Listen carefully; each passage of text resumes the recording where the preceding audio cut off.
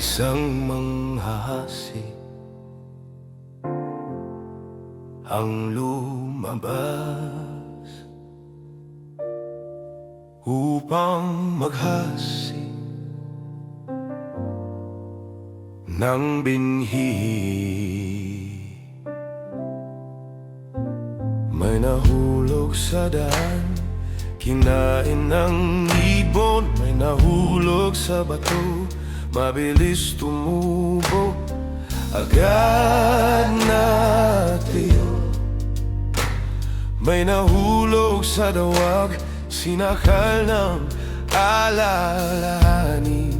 At kaya-aya nais ng Diyos ang pusong malalim.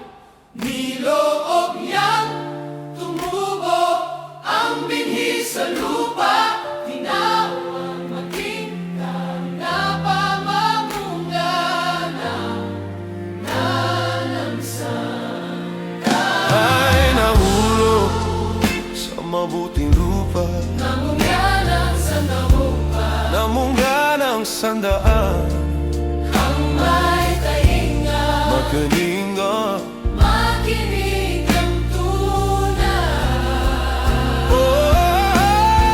Ninanay ni Diyos ang pusong malalim. Niloob niyang tumubo, tumubo ang binhi sa lupa.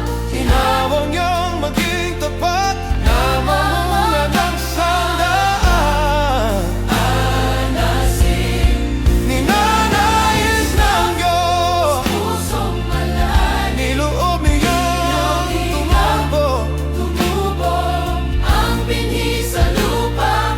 Tinawag niyang maging tapat, na mamunga ng sandaan.